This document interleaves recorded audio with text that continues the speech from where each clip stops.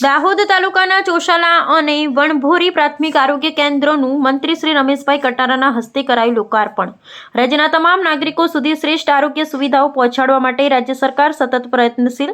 મંત્રી શ્રી રમેશભાઈ કટારા દાહોદ આરોગ્ય અને પરિવાર કલ્યાણ વિભાગ અંતર્ગત દાહોદ જિલ્લાના દાહોદ તાલુકાના ચોશાલા તથા વણભોરી ખાતે નવનિર્મિત પ્રાથમિક આરોગ્ય કેન્દ્રોના મકાનોના લોકાર્પણ કાર્યક્રમ રાજ્યકક્ષાના કૃષિ અને ખેડૂત કલ્યાણ, પશુપાલન, સહકાર તથા ગૌ સંવર્ધન મંત્રી શ્રી રમેશભાઈ કટારાના અધ્યક્ષસ્થાને યોજાયો હતો।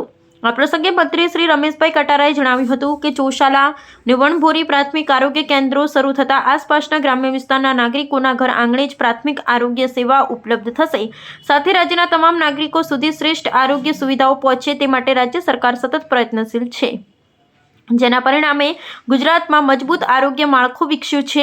આયુષ્યમાન ભારત યોજના દ્વારા લાખો જરૂરિયાતમંદ દર્દીઓને ગંભીર બીમારીઓની સારવાર મળતા તેમના પરિવાર પરનું આર્થિક બોજ ઘટ્યું છે। ચોશાલા પ્રાથમિક આરોગ્ય કેન્દ્રનું નિર્માણ અંદાજિત ₹1.25 કરોડના ખર્ચે કરવામાં આવ્યું છે, જેનાથી ચોશાલા, ઉકરડી, ઉસરવણ અને સાંકરદા એમ કુલ 4 ગામોની આશરે 22,000 વસ્તીને લાભ મળશે, જ્યારે વણભોરી પ્રાથમિક આરોગ્ય કેન્દ્રનું નિર્માણ ₹1.45 કરોડના ખર્ચે થયું છે, જેનાથી વણભોરી, ભંભોરી, મંડાવાવ, ડુંગરપુર, તરવાડિયા, હિંમત, તરવાડિયા, વજા તથા તરવાડિયા ભાવ એમ કુલ 7 ગામોની અંદાજિત 25,000 વસ્તીને આરોગ્ય સુવિધાઓનો લાભ મળશે।